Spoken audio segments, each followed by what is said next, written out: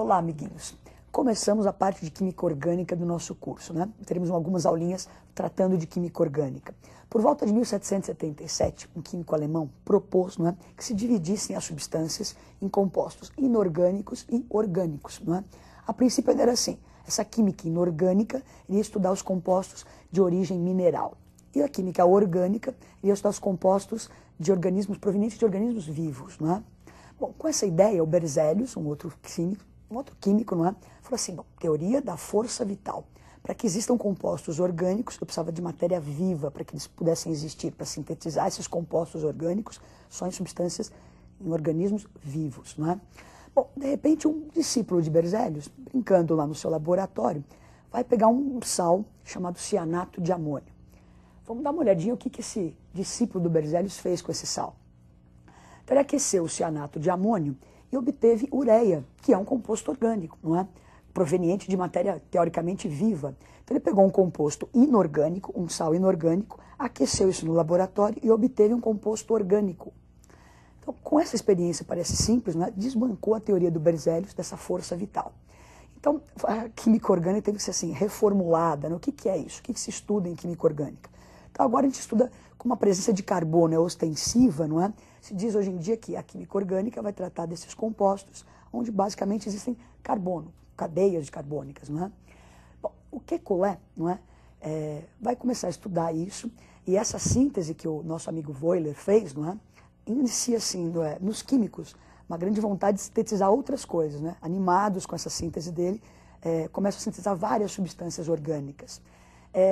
E o Kekulé então começou a postular o que é isso, como é que é esse carbono que aparece tanto, quais são as características dele, não é? Então vamos observar os postulados de Kekulé. Então, primeiro postulado, todo carbono vai ser tetravalente, quer dizer, vai sempre fazer 4 ligações. Segundo postulado, as 4 ligações simples que o carbono faz, elas são iguais. Então, se você observar o exemplo, o hidrogênio, não é, está mudando de posição. Você pode pensar, não, são coisas diferentes. Não, isso é tudo simétrico, as valências são todas iguais, as ligações são todas iguais. Não importa onde você colocar esse hidrogênio aí. E o terceiro postulado, o carbono é capaz de formar cadeias com outros átomos do próprio elemento carbono. Então, cadeias enormes, às vezes são formadas, não é? Então, o carbono é tetravalente, essas valências são iguais e ele pode formar cadeias. Bom, o carbono vai aparecer muito nesses compostos orgânicos, não é? Então, que tipos de ligação esse carbono pode fazer? Dá uma olhadinha no quadro. Então, ele tem sempre que fazer 4 ligações, mas ele pode fazer simples, né, entre os próprios carbonos, pode fazer dupla e pode fazer uma tripla ligação. Bom, esse carbono, então, vai formar essas cadeias imensas, não é? E eu vou classificar os carbonos com relação ao número de carbono que ele está ligado da seguinte forma. Então, um carbono que eu posso chamar de primário é um átomo de carbono que está ligado no máximo a um outro átomo de carbono. Carbono secundário é um átomo de carbono que está ligado a 2 outros átomos de carbono. Carbono terciário é aquele que está ligado a pelo menos 3 outros átomos de carbono. E o quaternário é aquele que está ligado a 4 outros átomos de carbono. Então nós vamos ver o exemplo na sequência, uma cadeia bem grande aí com vários carboninhos. Para você classificar em primário, secundário e terciário, o que interessa é a relação carbono com carbono. Os hidrogênios ou outro elemento não me interessam. Então se você ver aí na sua tela, agora aparecem os carbonos primários aí em destaque, não é? Então, carbonos que estão ligados a um outro átomo só de carbono. Não interessam os hidrogênios. Na sequência, aparece então o carbono secundário, não é? Este carbono marcado aí, ele está ligado a 2 outros átomos de carbono. O carbono terciário está ligado a 3 outros átomos de carbono. E, por fim, um carbono quaternário que está ligado a outros 4 átomos de carbono.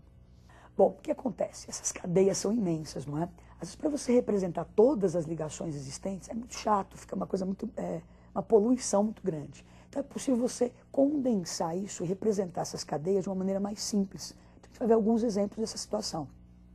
Então, eu tenho lá CH3, CH2, CH3. Se for esse monte de tracinhos, olha, eu posso condensar isso. Então, colocar H3C, só representar as ligações entre os carbonos, não é? CH2 e o CH3.